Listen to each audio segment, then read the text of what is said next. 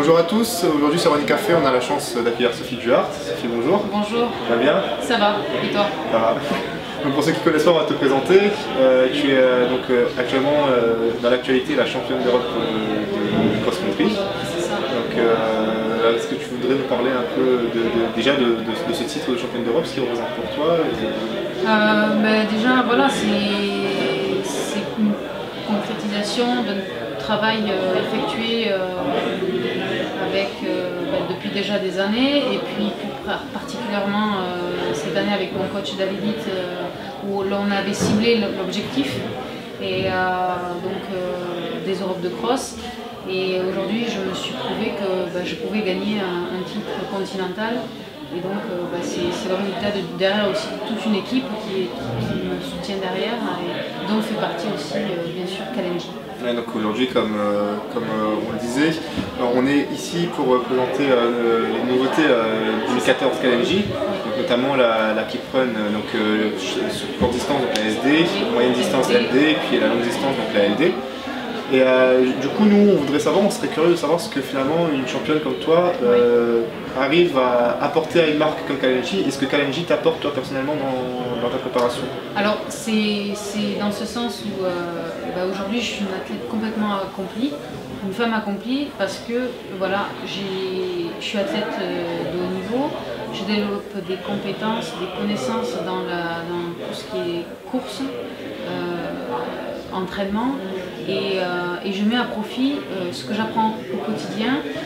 Déjà, moi je me connais, j'ai une certaine façon de courir, j'ai une notion de ce qu'est l'appui, un appui fort, les contraintes.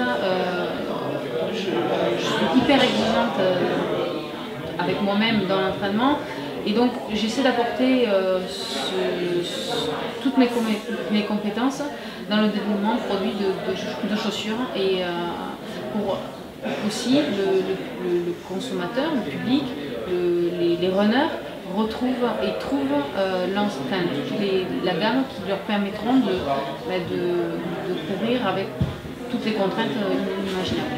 Et concrètement, comment ça se passe entre toi et Kalenji? C'est-à-dire qu'à un moment donné, ils vont t'appeler, ils vont te demander ton expertise, toi en tant que sportif de haut niveau. Et comment vous travaillez? Est-ce que ça se fait en labo? Est-ce qu'ils te donnent des produits, puis tu as un retour à chaque fois, ils corrigent en fonction de ce que tu leur dis? Et puis surtout, la question qu'on va se poser, c'est comment on arrive à passer à extrapoler ou à interpoler la vie d'un sportif de haut niveau, et qui est quand même avec une foulée très particulière, avec une technicité très particulière, et celle du coureur lambda qui en plus est typiquement la cible de Kalenji. Exactement. Alors c'est vrai que, pour reprendre tes derniers propos, la course à pied, quelqu'un de lambda n'a pas forcément évidemment la même foulée qu'un sportif de haut niveau qui a une foulée plutôt aérienne. Kalenji a choisi de satisfaire l'ensemble des consommateurs et des utilisateurs, je vais dire. Et aujourd'hui, je ne cours pas, par exemple avec toi, aujourd'hui j'ai pas couru comme moi je courrais un 5000 mètres sur une piste. Donc avec une foulée, finalement, où on retrouve une foulée un peu plus écrasée, un peu plus économique. Et donc tout ça, je sais et je ressens et je mets des mots sur finalement ce que la chaussure doit permettre au coureur, au mieux de l'accompagner. Et c'est en ça que, par exemple, et là je vais le mettre à contrario sur la pointe, j'ai des idées, j'ai mes idées, et donc ça peut être au départ de la conception, avec donc donner des idées, des avis. Ça peut être aussi en milieu de conception où je teste le produit et je donne mes retours, favorables ou pas favorables. Parce que pour moi c'est aussi participer au développement d'une marque, d'un produit, pour satisfaire l'ensemble des utilisateurs. Donc Kalenji se focalise actuellement quand même sur une masse de coureurs qui tourne aux alentours de 4 heures, qui est quand même la masse principale de coureurs sur marathon, si on parle du coureur lambda.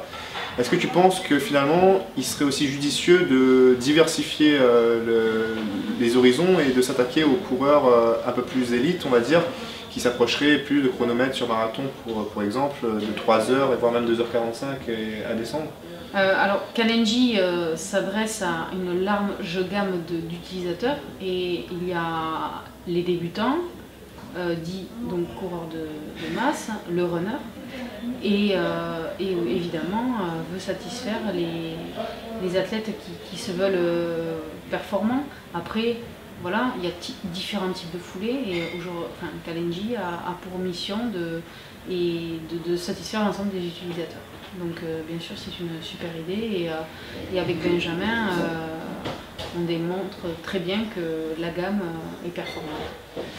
Et maintenant, si on parle un peu plus de toi personnellement, la saison à venir s'annonce bien. Si on regarde un peu, si on extrapole ce qui est passé sur les championnats d'Europe de cross, tu as l'air d'être en forme. On te retrouve aussi en 32-20 je crois sur Nice, donc c'est de bonne augure pour ce qui arrive. Qu'est-ce que tu attends de cette année 2014 et qu'est-ce que tu aimerais faire?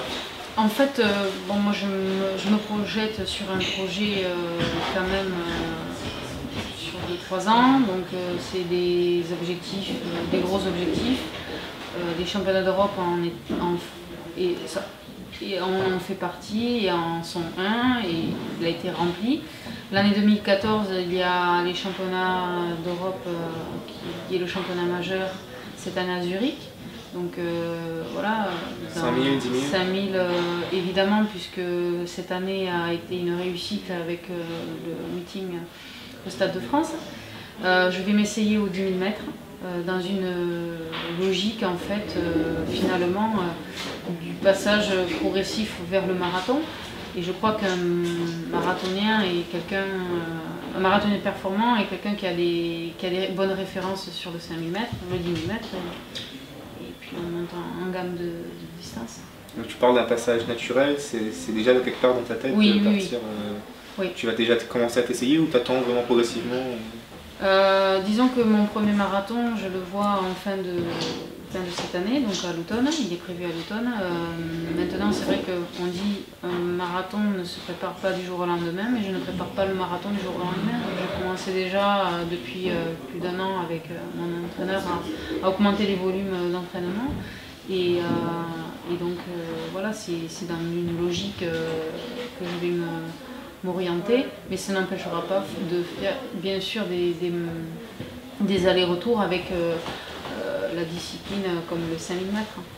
Et du coup, fin automne, fin d'année, donc en automne, il y a quoi? Tu as déjà identifié quelque chose qui te plairait particulièrement? Il y a deux crosses qui font deux marathons qui font évidemment rêver. Alors le marathon de New York évidemment, mais après il y a le voyage, c'est mon premier marathon, donc un marathon qui est très difficile. Et après il y a des marathons qui sont plus, on va dire, plus simples dans le sens où ils sont plus proches de chez nous. Et donc, il y a des marathons comme le marathon de Francfort.